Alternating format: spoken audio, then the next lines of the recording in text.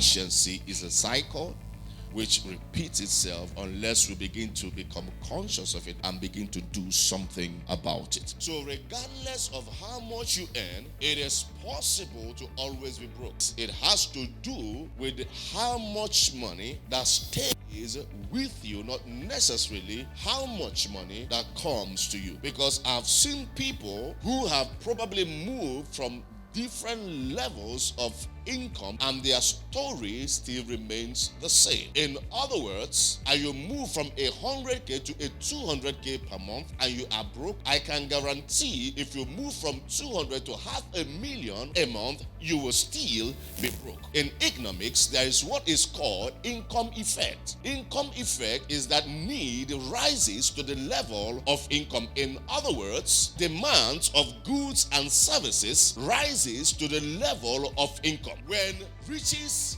increase, those that eat it will do what? Will increase. So what profits have the owners except to see them with their eyes? Therefore, it is important for us to develop competence in this area, knowing fully well those that should not eat of the increase, and that brings us to the point where we begin to break out of the cycle of insufficiency. Over the years, people have developed attitudes that make them permanently broke. In spite of increase that come their way, they do not save at all. If you don't save when you earn little, it means you can never save when you have much. We understand that for people, their disposable income do not take them to the gate of their office. But ultimately, you must begin to grow and develop a consciousness. No matter how much your disposable income is, you must learn on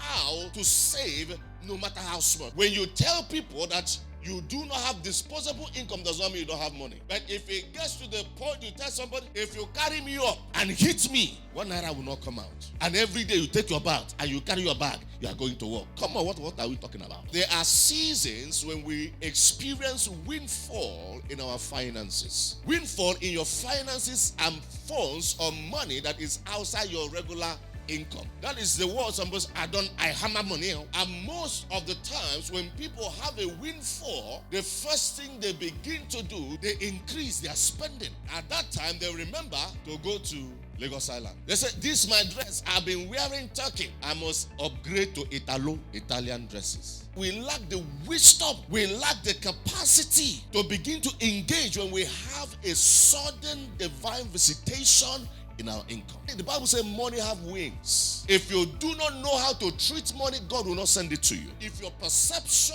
your view about money is that is what I spend, God will not bring it to you. Some people, you will know when money don't come. You will just know. They'll begin. That's how this. And the whole world will know that they are broke when the thing don't go. There are some people you will never know whether they have or they don't have. Warren Buffett, one of the greatest investors of all times, used one car for 12 years. Warren Buffett have lived in the same house, though a big house, for years. These are people that understand the value and the essence of money. If God gives you, you wake up one morning and you have 50 million in your account, what will you do? Say, honey, the days of our sorrows are over. We are going to Ikoyi now. We are moving there now. The next day, your phone will be buzzing. You are making calls. You can even come to Pastor Jacob and say, Pastor, how much is a property in the heart of Banana Island? I need it now. When you have a windfall, pretend that money is not there. Until such time we go, how you are going to go about that? We are going to look at ways to break this insufficiency. Number one, reduce your outgoings. Number two, make what you have work for you. And number three, increase your income. You have to make a list of your income. Maybe you find out that you get money from more than one source. If you have done that, then you make a list of your expenses so that you can be able to account for every penny. So you find out when you do this that money goes into four major areas. Number one is your necessity. Your necessity include your bills. It includes your mortgages. It includes your rents. These are things when you do not do them, the world will laugh at you. The second one is your desirables. They are not absolute necessities, but there are things that make life a whole lot easier. And of course, you can survive and equally be happy without them. What are your desirables? Your desirables is probably a nicer car. So three is your luxuries. Luxuries are things that are considered sort of an indulgence. It's not a necessity necessarily. It's something that is high and it's something that is desirable. For example, if I decide every morning, if you want to see me eat breakfast, you'll find me at Southern for breakfast. Every day that is luxury. Some people, when they are making calls with their family people, they cross their legs. Phone. Date. I'm not date. I'll call card. Before you know it, you say you have 1 minute remaining on this call. Say wait. You do USSD. Richard.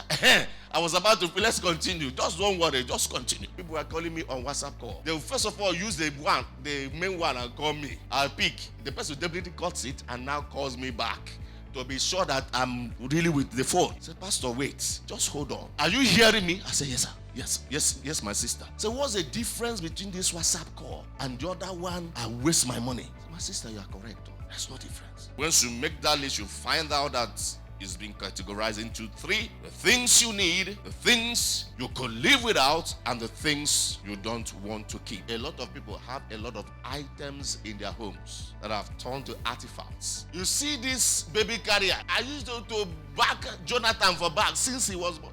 Jonathan is 30-something years now. He's still in your house. If you convert that into cash, if you don't have any need for that cash, bring it and sow it as a seed. God will bless you. The first thing you need to do, if you must break away from financial insufficiency, is not an increase in income. Because the Bible says if riches increase, those that will eat it will increase. You must be asking yourself, what are the attitudes? What are the patterns? What are the habits I need to change? There are some people, when they ask for extended working hours, they deck and they dive and they dodge. Ask your boss, can I do overtime? Especially if they pay. Even if they don't pay, God will pay you. There's what is called ranking in organizations. If you are the type of person that just do the normal kind of work, if they say 8 to 5, you carry your bag and go by 5. When it matters the most, when they're looking for people to send away, they'll put your name there. If you're asking for people to promote, they promote those that do above and beyond the call of what?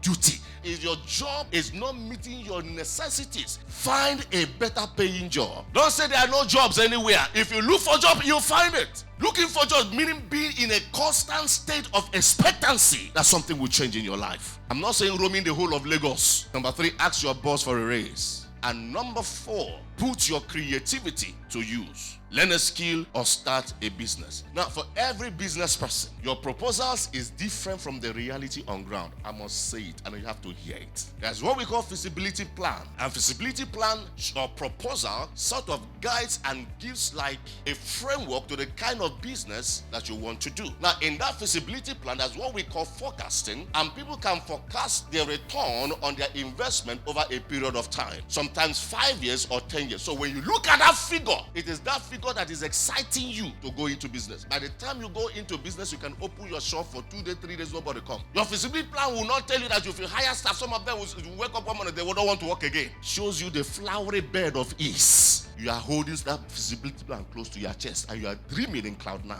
But when you deploy it, it's a different ballgame altogether. Now, the rule is that you must protect your relationship with God and your relationship with your family. Don't go and say, Pastor say I should take extra hours, including on Saturday. You take extra hours. Sunday after service, in fact, you come for first service so that you can start extra hours from second service. Shut down weekends if you must to be with your family. You must involve God. You cannot truly break away from insufficiency if you are not a giver.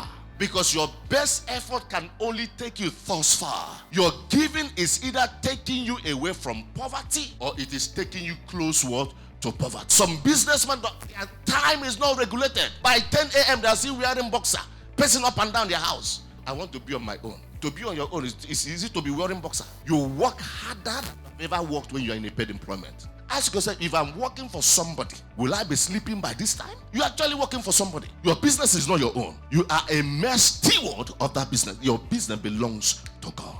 Say, if I don't come to work early, God will give me query. God's query is serious. So why didn't you pay your tithe? Say, I'm owing. Is that your response to God? For businessmen here, there is something that is coming upon you. Your life will not be the same again.